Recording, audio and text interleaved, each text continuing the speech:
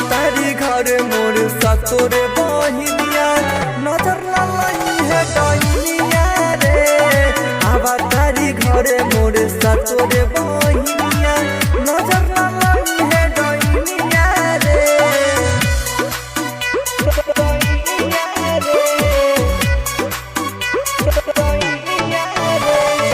PSP recording studio बिथा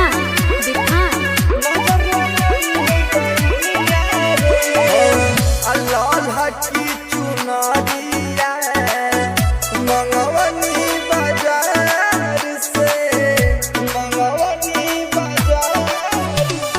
लाल हकी चुनरिया मंगवनी बाजार से हरावा हसुलिया गढ़वनी सोनार से रची रची मैया के रूपवा सजाई है कमी जन करी है ना मैया के।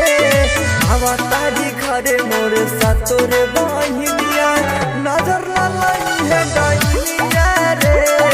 आवा तारी घरे मोर सतोरे बहिनिया नजर ना लई है डहिनिया रे।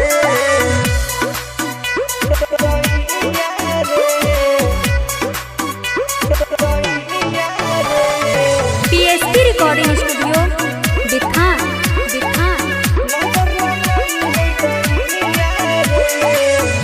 लाल रंग में हदी रचवली हमैया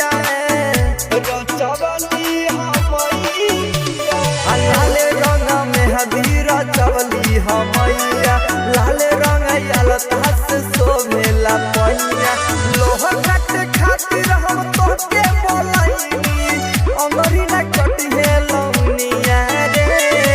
आवा तारी घरे मोर सतोरे बहिनिया नजर ना लई है डहिनिया रे।